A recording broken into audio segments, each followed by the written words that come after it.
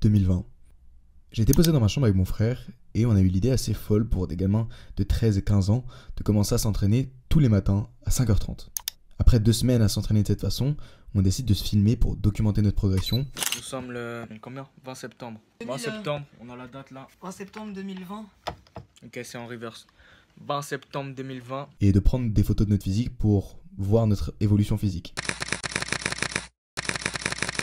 J'avais le cœur rempli d'espoir et de bonne volonté et je pense que ça se voyait. Tu vois là, à la fin de l'année, cette mâchoire-là, tu vois, elle sera encore plus carrée qu'une voiture. Ce que je savais pas, c'est que cette première initiative, prise par mon frère et moi, allait être le début d'un long voyage, mais également celui d'un long combat envers moi-même, le regard des autres, mes complexes et mes attentes. Je t'embarque donc avec moi pour retracer tout mon parcours sportif depuis mes 13 ans jusqu'à mes 17, en passant en revue l'évolution de mes entraînements, leur adaptation à mes pratiques sportives, mais également la relation que j'ai avec le sport et les conséquences que tout ça a eu dans ma vie. Et donc, comme je l'ai dit, je sortais tous les matins pour aller m'entraîner avec mon frère et l'un de ses potes. Peu importe la température, qu'il fasse chaud, froid, qu'il pleuve, qu'il neige. Every time we're training, even if it's snow, yeah, training, push up hard, man, push up, click it, push up. Ok, pas grave. Oh, les JPS from David. Voilà, trop pec. Ils sont méga striés. C'est bon. Ouais. Ça, on le mettra dans le film. Lève ta main. Ouais. Film David. Ouais. Filme-toi.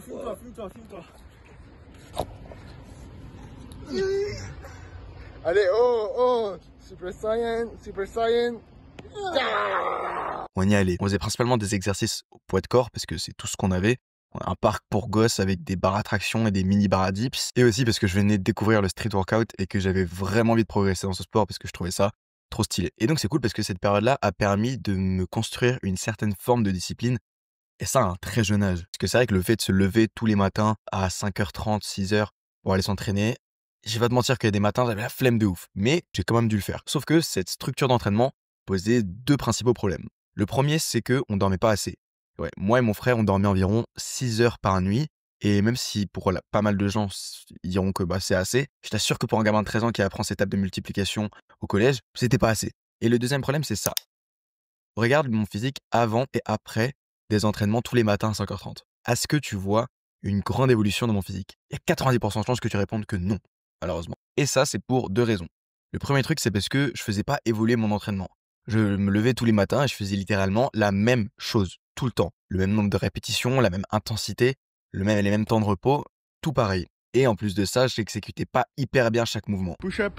Et donc le fait de pas faire évoluer mon programme et en plus de ça de pas avoir une très bonne exécution, ça a fait que sur l'année, même si je m'entraînais souvent, même très souvent, mon physique n'a pas énormément évolué. Et donc à la fin de l'année, on arrête de s'entraîner tous les matins à 5h30 pour les raisons que je t'ai citées précédemment. L'année d'après, quand j'étais en 3e et après avoir arrêté les entraînements matinaux, du coup, je reçois un message du pote de mon frère, avec qui on allait s'entraîner tous les matins, qui me demande de l'accompagner à la salle. Il allait déjà à la salle, lui, mais pour moi, c'était une première. Et je vais pas te mentir que je sacralisais la salle comme pas possible. Pour moi, c'était un endroit où si tu y allais ou si tu t'entraînais, t'allais forcément devenir stock, automatiquement. Et donc, j'ai été super hypé. On arrive à la salle, il connaissait le gars de l'accueil, il trifouille un truc avec mon âge, les séances d'essai et tout ça pour que je puisse passer. Et je passe. Oh, le Saint Graal. Et je commence à m'entraîner et je galère un peu partout. Simplement parce que je remarque que je n'ai pas de muscles stabilisateurs littéralement pour stabiliser les charges que je soulevais parce que tout ça, c'était tout nouveau pour moi.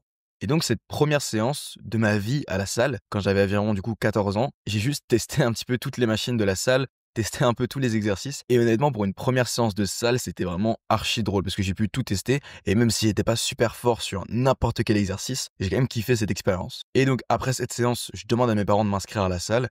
Et après quelques galères, j'ai réussi à m'inscrire avec l'autorisation parentale, tout ça. Et donc, à 14 ans, je suis officiellement inscrit à la salle.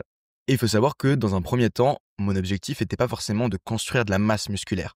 Mon objectif, c'était plus de la performance pour un sport que je pratiquais à l'ancienne, le basket.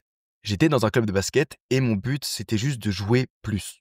Et donc, je vais voir mon frère et je lui demande un programme pour optimiser mes performances pour le basket, développer mes capacités athlétiques, mon endurance, mon explosivité, tout ça. Et donc, voici le programme que mon frère m'avait fait à l'ancienne pour me permettre de progresser au basket. C'était un upper à la hour et je m'entraînais environ 4 à 5 fois par semaine, en plus des entraînements de club. Donc je m'entraînais assez souvent, mais je trouvais le temps parce que j'étais au collège et qu'on foutait un peu rien. Et ça, je vais le continuer pendant toute ma première année de muscu. Et ça, c'était banger parce que tous les exercices que mon frère m'avait donnés m'ont vraiment permis de développer tous mes muscles stabilisateurs et donc je pouvais soulever plus de charges parce que je pouvais mieux les contrôler. Mais après cette année, fin de troisième, début seconde, j'arrête le basket. J'arrête simplement parce que arrivé au lycée, les cours ça commençait à devenir un peu chaud pour moi. C'était un peu tendu et je pouvais consacrer de moins en moins de temps à mon club. Et donc j'arrête et puisque maintenant je pratiquais aucun autre sport que juste la muscu, et bah mon but en allant à la salle, ça allait juste d'être le plus stock possible. Ça allait être l'hypertrophie. L'hypertrophie, pour ceux qui savent pas trop ce que ça veut dire, ça signifie juste, en gros, optimiser la croissance musculaire plus qu'autre chose. Et du coup, c'est vraiment ce que je voulais faire parce que je pratiquais aucun autre sport et donc j'avais aucun intérêt à optimiser mon physique pour d'autres sports. Là, mon but, c'était vraiment de devenir le plus énorme possible. Et en plus, du coup, cette année-là, je change de salle parce que je voulais aller m'entraîner avec des potes et je vais à Basic. Et à Basic, il y avait de l'équipement que j'y avais à mon ancienne salle et il y avait d'autres trucs qu'il n'y avait pas. Mais par exemple, à l'ancienne, je faisais du développé décliné parce que je m'entraînais un peu comme mon frère et que c'est l'exercice que j'avais toujours fait pour mes pecs. Et là, à Basic, je pouvais que faire du développé couché, par exemple. Et du coup, je m'étais dit que vas-y, ça allait être chiant, j'allais pas sentir mes pecs. Sauf que je me mets sur le bench aux haltères. Moi, je fais toujours du bench aux haltères. Je commence à pousser sa mère et frère, je sens archi bien mes pecs. Archi bien mes pecs. Et c'est là que j'ai capté l'importance des différences morphologiques entre les gens. C'est-à-dire qu'avec mon frère, on n'avait pas les mêmes segments, on n'avait pas la même morphologie, on n'avait pas les mêmes points forts, on n'avait pas les mêmes points faibles. Pourtant, on s'entraînait de la même manière, ou plutôt je m'entraînais de la même manière que lui. Et donc, après avoir commencé à spotter toutes ces différences anatomiques et morphologiques entre moi et mon frère, j'ai commencé à beaucoup plus adapter mon programme à moi, à adapter des programmes qui allaient mieux avec la longueur de mes segments. Par exemple, j'ai des longs bras, à certaines insertions musculaires sur mon corps et à certains points forts et points faibles que je présentais sur mon physique. Et donc, j'adapte mon programme par rapport à tout ça, toujours dans un objectif d'hypertrophie. Et cette année-là, c'était vraiment banger sa mère. Parce que je me voyais prendre du muscle à vue d'œil grâce au type d'entraînement que je faisais. Et je me voyais aussi soulever de plus en plus lourd grâce au type d'entraînement que je faisais aussi, mais aussi grâce aux énormes calories que je m'envoyais. Parce que je bouffais vraiment beaucoup pendant cette année. Mais donc, il faut savoir qu'à cette période-là de l'année, je m'entraînais extrêmement souvent. Je m'entraînais 7 à 8 fois par semaine, des fois, parce que je m'entraînais 2 fois par jour. Et ça a plusieurs raisons. Mais la principale, c'est que côté école, ça allait pas super. J'avais pas des super notes. Et le sport et la salle, pour moi, c'était un peu le seul moyen de relâcher la pression. Et donc, j'y passais beaucoup de temps, du coup, simplement parce que c'est le seul endroit où je me sentais à l'aise et tout ça, et où je pouvais tout relâcher. Donc, je ne conseille pas forcément de faire la même chose parce que je m'entraînais extrêmement souvent à ce moment-là. Je m'entraînais en PPL d'ailleurs, et je faisais des exercices de base, donc développé couché, traction, développé incliné, etc. Mais à une énorme fréquence. Et au final, tu vas voir un peu plus tard dans la vidéo, mais ça m'a coûté mon année scolaire. Et tout ça juste parce que c'était un peu le seul endroit où je me sentais vraiment à l'aise. Et donc, je te dis ça pour que tu captes un petit peu le passif que il y a entre ma relation avec le sport et les études, et que je passais beaucoup plus de temps avec l'un qu'avec l'autre. Et donc l'année se passe, c'est grave bien parce que du coup, j'en commence à vraiment à enquiller de la masse et à vraiment devenir un petit peu plus stock que mon année précédente ou même l'année d'avant. Mon physique évolue et vers la fin de l'année de seconde, je commence à proposer à des potes d'aller dans un parc pour commencer à faire des sparring, de boxe et de grappling. À la base, ça devait se paraître léger, mais au final, on se mettait quand même pas mal sur la gueule.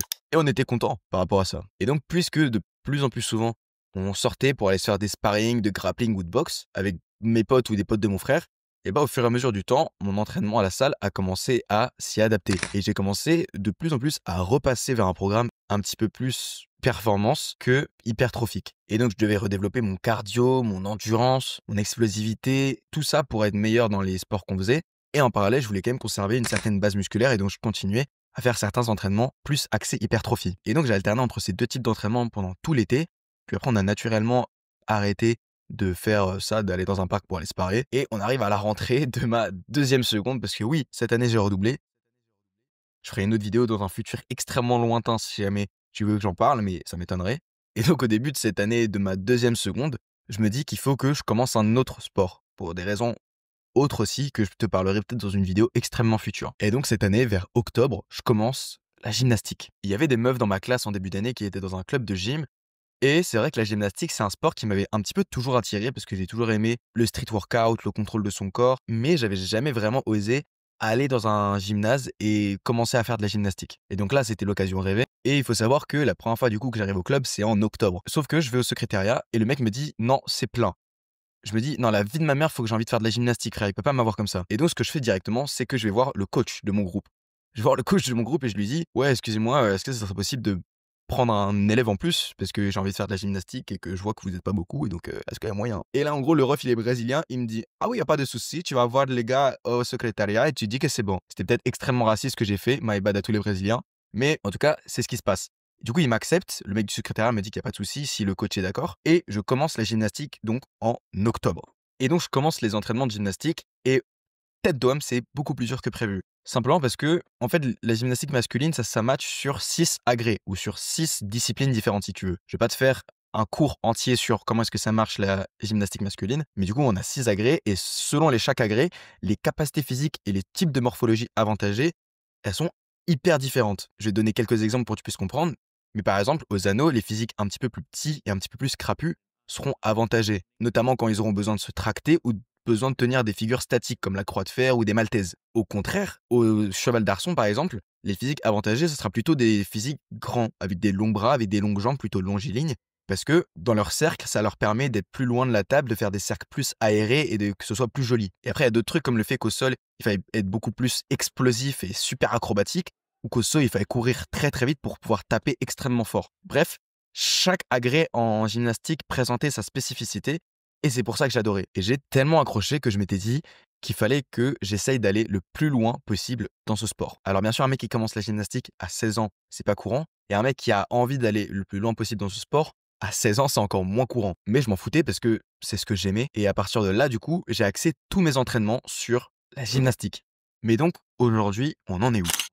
Je dirais qu'à partir de là, du coup, j'ai continué à optimiser mes entraînements pour pouvoir performer en gymnastique et qu'il y a eu peut-être une petite coupure en début d'été de 2024 où, avec mon frère, on avait changé de salle et on est passé à On Air et où je suis passé beaucoup plus en mode muscu. Et ça s'est vu parce que je pense que durant toute ma vie, c'était le moment où j'avais le physique le plus incroyable. Simplement parce que il y avait un peu un alignement des astres avec le fait qu'on soit en été et donc que je sois quotidiennement genre bronzé, qu'il fasse chaud, qu'en plus de ça, à On Air, les machines elles soient incroyables, que ça fasse un moment que j'ai pas fait de muscu et donc que les pumps ils étaient fous. Mais bref, tout ça, ça a fait que j'affichais un physique vraiment, vraiment pas mal, que j'avais un bon ratio volume-définition, j'étais super sec et donc c'était vraiment banger. La muscu vraiment, j'avais oublié la sensation parce que du coup ça faisait 1 an que je m'entraînais uniquement en gymnastique, principalement pour le cheval d'arçon d'ailleurs, je sais pas si c'est inutile de le préciser mais je le précise quand même. Et donc durant ces 2 mois pendant l'été, je faisais principalement de la muscu, en mode vraiment de bourrinage hypertrophique comme je le faisais quand j'étais en seconde mais pour la première fois. Et donc en tout cas j'affichais un très bon physique